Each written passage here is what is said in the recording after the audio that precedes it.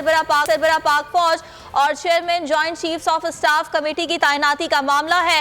वजीर आजम शहबाज शरीफ की जेर सदारत इजलास शुरू हो गया है। अली शेर से इस बारे में मजीद बात करेंगे। अली शेर डेप्यूटी ब्यूरो चीफ हमारे साथ मौजूद हैं। अली, आगाह कीजिएगा, क्या खबर सामने आ रही है इजलास के हवाले से?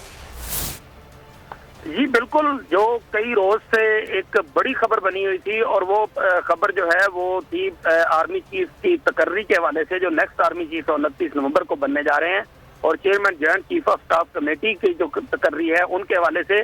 तो अब जराये का ये बताना है कि वो समरी जिसका इंतजार था वो वजीर आजम हाउस पहुंच चुकी है, और इस वक्त जो है वजीर आजम शहबाज शरीफ की जेर सदारत जो है एक अहम मुशावरती इजलास हो रहा है, जिसमें वजीर दफा ख्वाजा आसिफ, वजीर दाखिला राना सनाउल्लाह और वजीर कानून सरदार अयाज सादिक शरीक हैं।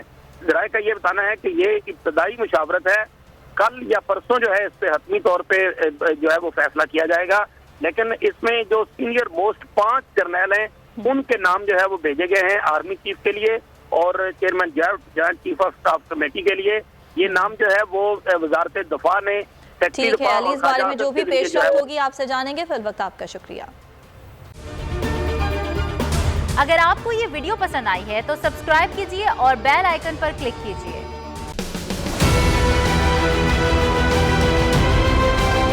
मैं आज बोल्ड टीवी वाले शोएब शेख को, उन्होंने उसकी जिंदगी को खतरा हो गया। पहले उसको था अरशद शरीफ को, आज शोएब शेख का मुझे पैगाम आया, उसको धमकियां दे रहे हैं कि उसको मारेंगे। इस सिर्फ के बोल्ड टीवी हमें उठा रहा है। बोल्ड ने हमेशा हक और सदाकत का साथ दिया, सच के साथ खड़ा रहा। हम हैं मिसाल अब्र, मगर इस हवा से हम डर कर सिमट ही जाएंगे, ऐसे भी हम नहीं। बड़ी मुश्किलात, बड़े बड़े चैलेंजेस, सिर्फ बोल खड़ा रहा, बोल डटा रहा।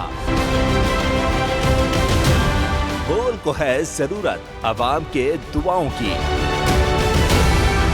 इज़हार आसाती के लिए, पाकिस्तान के लिए, पाकिस्तानी अवाम के लिए।